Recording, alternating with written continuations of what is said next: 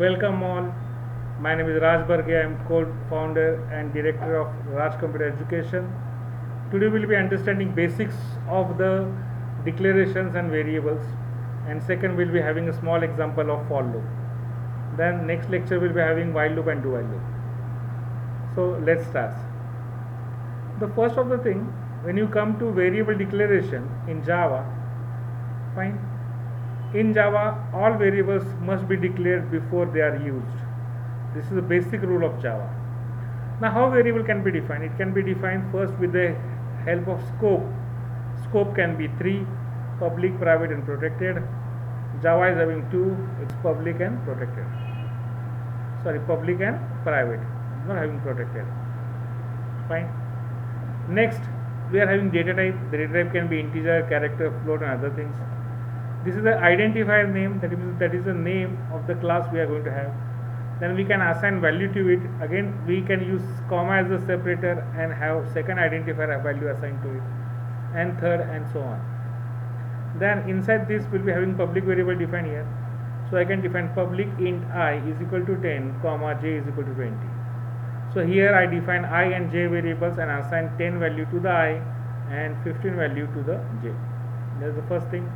Second thing, when you are naming any object, mostly it is technically called as identifier. So what is identifier? Basically it's a name used for your class, your method name or variable name, and those are called as identifiers. Next important thing, all the identifiers are case sensitive. That means there is a difference between capital I and small I. So your identifier can begin with underscore or dollar. It can begin with alphabet. It can have numbers, but cannot start with numbers. Second, it cannot use the keywords which are there or which are recommended keywords by Java. You can't use into as a name of your identifier. Next is Java is strongly typed language. That means definition and initialization of variables is compulsory. Second important thing, when you go for class name, the first letter of the class name has to be capital. For example, suppose my class name is student information, my S and I. See this, my S and I will be in caps. Second, if I write my class name as employee salary master, E is in caps, S is in caps and M is in class. That is a class name. But in the case of method, or technically called as function, our first letter will be small and remaining all the letters, first letter will be into caps. For example, suppose I say get info, G will be small, I will be capital. Show student mark sheet, then S will be small, S, M and S will be capital. All variables will be into small and all constants are into capital. Fine. After this, we'll be starting with the basic. Our target is to write and program from 1 to 10. Then I'll be asking you people to write reverse program, that is 10 to 1. But to write such kind of iterative programs or the programs with loop, we have to start with something called as for loop. So we are having two for loops syntaxes here. The first is for loop syntax, which says we are going to initialize the variable, checks the condition of the variable, and if this condition is true, it will execute for loop or the statement after for loop n number of times, and then we can increment or decrement this, but I have specified as an incrementation. Suppose this is a simple syntax, but if you are using syntax with multiple lines, then you have to use curly braces to identify scope. So this is my opening curly braces, this is my closing curly braces, and it may have break and continue statement. Here break and continue statements are written into square bracket. This indicates that it is an optional part, it's not compulsory. Now when I say init, it is initialization. It is used to initialize variable and it is executed only once. First time when you enter in the loop. Second part is condition, that is like this part. So condition is, if this condition is true, your loop continues. If this condition becomes false, your loop terminates. Next is incrementation. That means this incrementation value will be executed for with the every alteration of the loop. जब ये घूमेगा तब तक उसका incrementation या decrementation, ये जो section है ये execute होता रहेगा. That is small thing here. And now let's start with the basic thing. Fine. चलो. So How we are going to write a small program? If you are writing a small program, we will be using what? We will be using our Eclipse, going into class, defining new class. Today we are doing program number 13, so I will be saying A13 underscore for loop. Fine. I will be writing public to this. I will be saying save. Okay, that's done. Now we are going to check how we are going to write a for program. So to write a for program, I can define integer I is equal to I, integer I as integer. I can initialize this integer value to I as 1, then I less than equals to 10t, I less than equals to 10. Now what is the purpose of this? Because my loop should start with 1 and stop at 10, and it should be incremented after one after another. So I will be saying I plus plus. That means if my current value of I is 1, next time it should be 2, next time it should be 3, so it will be incremented by plus plus, that means by 1. Then I write a statement here that is this out and press Ctrl and space bar, and I display a value of I. So what happens? Let's check it out. So in case of mine, I save this program and execute the program. I click on this execute button. So it is going to execute and it is going to display values from 1 to 10. See, it is displaying all the value from 1 to 10. So this is the way we write a for program. This same program can be written into another way. So I will be writing a second way of writing the for program. So how you are going to write a for program? It's without initializing it, we can directly initialize here for I is equal to 1, and I can just define it here only, and rest is same.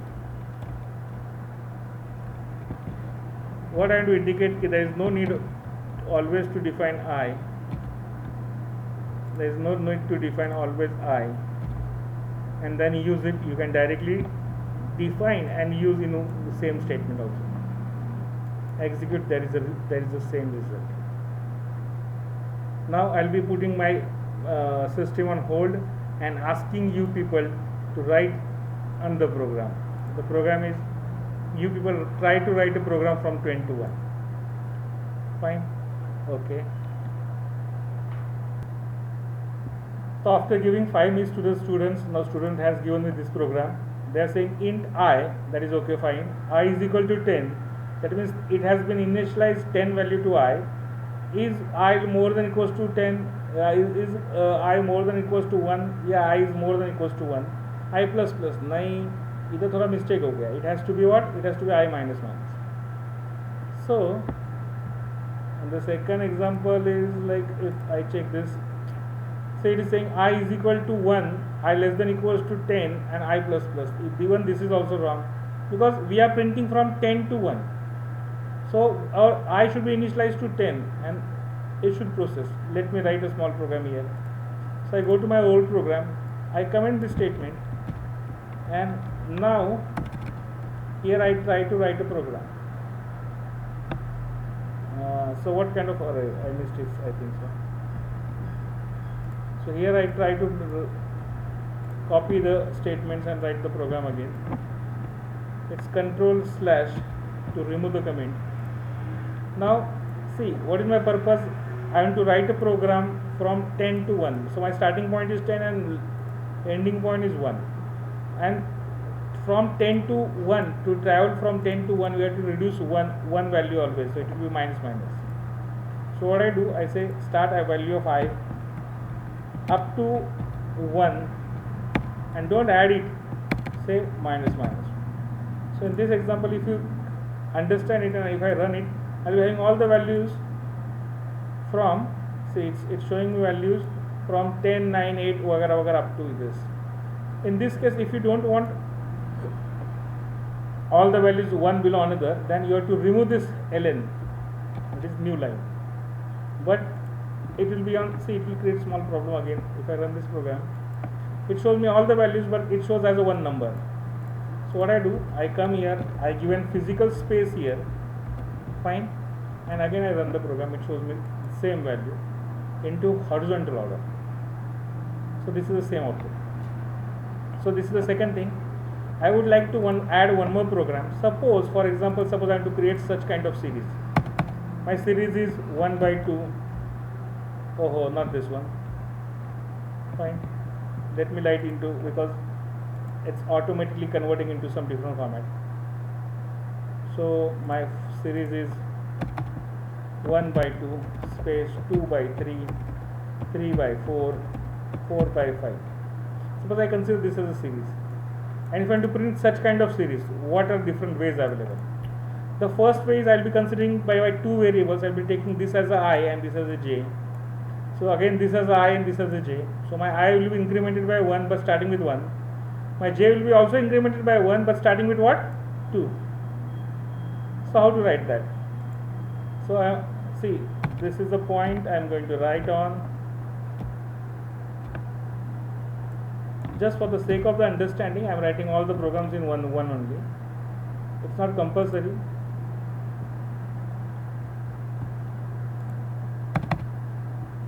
So let's start.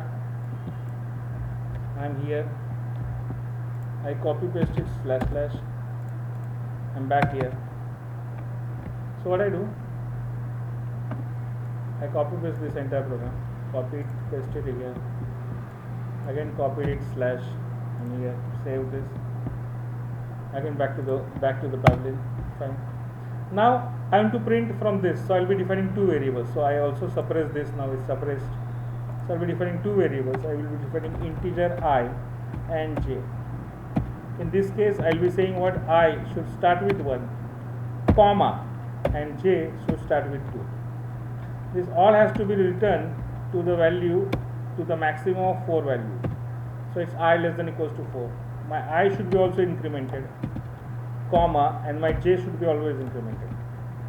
So see, my initialization is this section, my condition is this small part, and my incrementation are 2.